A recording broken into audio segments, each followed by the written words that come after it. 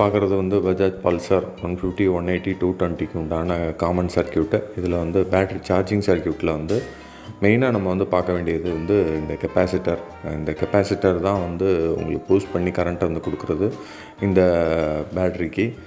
இதில் வந்து பார்த்திங்கன்னா இடையில வந்து ஃப்யூஸ் இருக்கும். ஆனால் இந்த கெப்பாசிட்டர் வந்து ஒரு சில நேரம் வந்து பஸ்ட் அவுட் ஆயிரும், லீடு கட் ஆயிரும். அந்த மாதிரி ப்ராப்ளம் வரும்போது உங்களுக்கு வந்து பேட்ரி வந்து சார்ஜ் ஏறாது. ஏன்னா 6000லேருந்து வரக்கூடிய கரண்ட்டை வந்து இந்த கெப்பாசிட்டர் தான் வந்து வாங்கி உங்களுக்கு வந்து ஃப்யூஸ் மூலிமா வந்து பேட்ரி கொடுக்குது. அப்படி இருக்கும்போது நம்மளுக்கு சப்போஸ் வந்து பேட்ரி சார்ஜ் ஏறலை அப்படின்னா உங்களுக்கு இந்த கெப்பாசிட்டரும் பார்க்கணும், இந்த ஃப்யூஸையும் வந்து பார்க்கணும். நம்மளுக்கு வந்து பேட்ரி சார்ஜிங் வோல்ட் வந்து உங்களுக்கு எல்லாருக்குமே தெரியும். 4500 RPM ஓடிச்சு அப்படின்னா உங்களுக்கு 14.7 வோல்ட் வரைக்கும் வரணும். அதற்கு மேலே வந்து போச்சு அப்படின்னா 6000 ஃபால்ட்டு அப்படின்னு நம்ம வச்சுக்கலாம். ஆனால் பேட்ரி வந்து பல்ஜாக ஆரம்பிச்சிடும். ஏன்னா அந்த பேட்ரி வந்து 15 வோல்ட்டுக்கு கீழே தான் வந்து சார்ஜ் ஆகிற மாதிரி இது பண்ணியிருப்பாங்க. அதுக்கு மேலே வந்து சார்ஜ் ஆச்சுன்னா ஓவர் சார்ஜில் வந்து என்ன ஆகும்னா உள்ளே இருக்கிற அந்த கேத்தோடு ஆனோடெலாம் வந்து ஓவர் சார்ஜ் ஆகி ஹீட் ஆகி பல்ஜாக ஆரம்பிச்சிடும். இது வந்து உங்களுக்கு எளிமையாக புரிகிற மாதிரி உங்களுக்கு ஒரு சர்க்யூட்டு. அடுத்த சர்க்யூட்டில் வந்து நம்ம ஆம்பியர் வந்து எப்படி செக் பண்ணுறது அப்படின்றத பார்ப்போம். இதில் வந்து பேட்ரி வோல்ட் வந்து செக் பண்ணோம் 20ல் வந்து மல்டிமீட்டரில் வச்சுட்டு.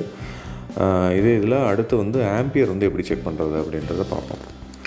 அடுத்து பார்க்கக்கூடிய சர்க்யூட் வந்து அதே பல்சர் 150, 180ல் வரக்கூடிய பேட்ரி சார்ஜிங் சர்க்யூட்டில் வரக்கூடிய ஆம்பியர் வந்து எப்படி நம்ம செக் பண்ணுறது அப்படின்றது. இது வந்து சார்ஜிங் ஆம்பியர். ஏன்னா வந்து உங்களுக்கு எல்லாருக்குமே தெரியும், இந்த சார்ஜிங் ஆம்பியர் வந்து நம்ம மல்டிமீட்டர் வந்து ஆம்ப் மோடில் வந்து வச்சுட்டு இதில் வந்து அந்த 10 ஆம்பியர் மோடில் வந்து வச்சுட்டு அந்த ப்ளஸ்ஸை வந்து 10 ஆம்பியரில் வந்து அந்த பின்னை வந்து சொருகணும். வச்சுட்டு தான் நம்ம அதை மல்டிமீட்டரில் வந்து செக் பண்ணணும். இதை ஃப்யூஸை எடுத்துகிட்டு அந்த சார்ஜிங் ஆகக்கூடிய லைனில் வந்து ஒரு லைனும் பேட்டரிக்கு போகக்கூடிய லைனில் ஒரு லைனையும் வச்சு பார்க்கும்போது நம்மளுக்கு வந்து 0.7 ஆம்பியர் வந்து வரணும். இந்த 0.7 ஆம்பியர் வந்து ஏன் வந்து வருது? ஏன்னா இப்போ இதில் வந்து 9 ஆம்பியர் அப்படின்னு வச்சுக்கோங்களேன். இதில் வந்து கம்மியாக தான் வந்து வரணும். ஏன்னா வந்து இந்த 7 ஆம்பியரும் வராது, டிவைடட் பை 10 அப்படி தான் வந்து சார்ஜிங் ஆம்ப்ஸு. அப்படின்னா தான் வந்து உங்களுக்கு பேட்டரி வந்து கரெக்டாக வந்து சார்ஜ் ஏறும். இந்த 0.7 ஆம்பியர் வந்துருச்சு அப்படின்னா பேட்டரியில் சார்ஜிங் வந்து ஆம்பியர் வந்து கரெக்டாக ஏறுது. வந்து சார்ஜிங் வோல்ட்டு பார்த்தோம், இப்போ வந்து கரெக்டான ஆம்பியர் வந்து ஏறுது அப்படின்றத நம்ம பார்க்கலாம்.